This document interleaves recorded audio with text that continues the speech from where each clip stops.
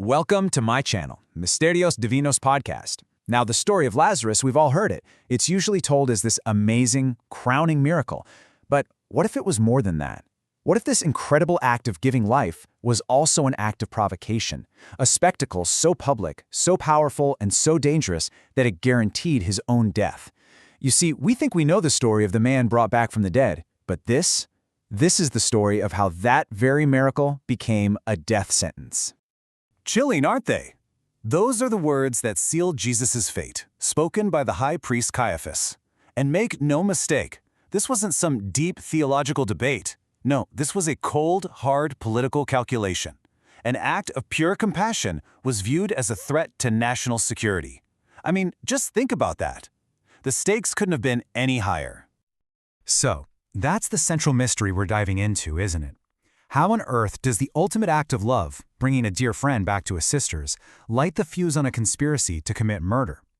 Well, to figure that out, we have to go back to a small village, just a stone's throw from the treacherous heart of Jerusalem.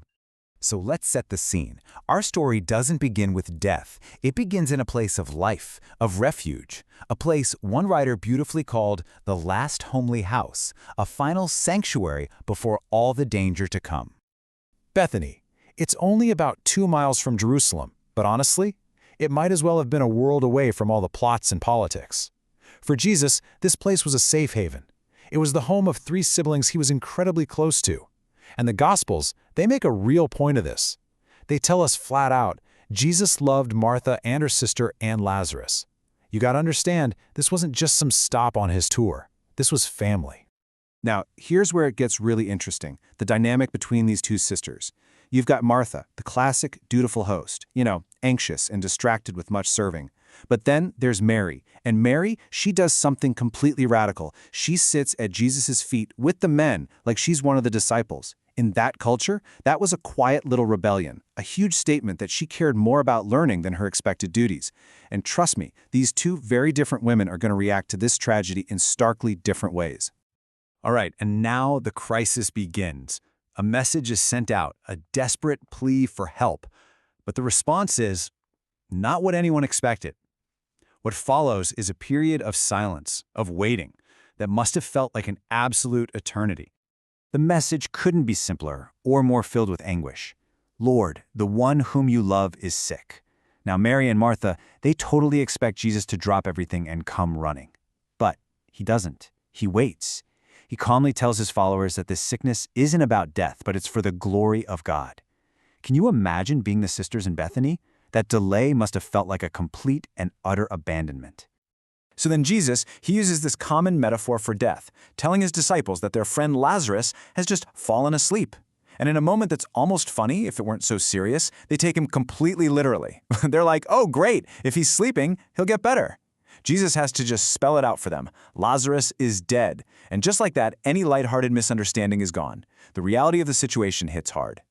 4 days. By the time Jesus finally gets to Bethany, Lazarus has been in the tomb for 4 whole days. And that number? It is absolutely critical. See, in Jewish thought back then, it was believed the soul might hang around the body for maybe 3 days. But on the fourth day, all hope was gone. Decay had begun. Jesus didn't just show up late, he showed up after the point of no return. And look at this. This right here really grounds the story in reality. This is a fragment of a real first-century burial shroud, found in a tomb near Jerusalem. Back then, burial customs were swift. The body was washed, wrapped in cloth just like this, and laid in a tomb, which was usually a cave sealed with a huge stone. Finding something like this makes the scene at that tomb feel so much more real. This isn't just a story, it's something that happened in the physical world. So the stage is set for a massive confrontation. And it's not just a confrontation with death, but between overwhelming grief, wavering faith, and a power that is about to be unleashed right there at the mouth of a tomb. Martha runs out to meet Jesus on the road, and her words are just a torrent of faith and pure heartbreak. It's a statement of this incredible belief she has in his power, but at the same time, it's a raw accusation. You can just hear the pain in her voice. Why did you wait? And a few moments later, her sister Mary says the exact same thing. The pain in that question is just, you can feel it. And Jesus' response?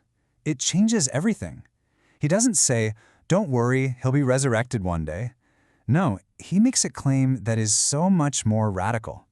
He tells Martha that the resurrection isn't some event at the end of time. It's a person. It's a present reality standing right there in front of her. He is life itself. When Jesus sees Mary's completely unfiltered grief and all the people weeping with her, something inside him just breaks. The Gospels say he was deeply moved in spirit and troubled, and then he weeps. But this isn't just a gentle sorrow. The original Greek word here suggests a kind of righteous anger. He's looking at death for what it is, an enemy, a tragic invader in a world that was created for life. And the tension just keeps building. Jesus comes to the tomb. It's a cave. A stone is sealing the entrance. And Martha, always the practical one, she objects. She's like, "Lord, hold on. By this time there's going to be an odor. He's been dead for 4 days." She's thinking about the physical reality of it all. But Jesus just pushes past that. He says, "Take away the stone." He looks up to heaven.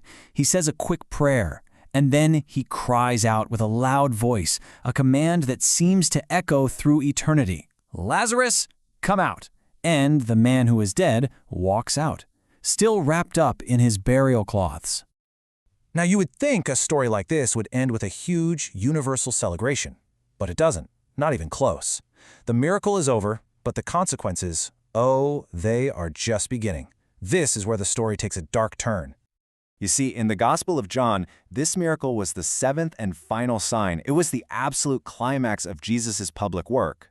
And that, right there, was the problem. It was too public.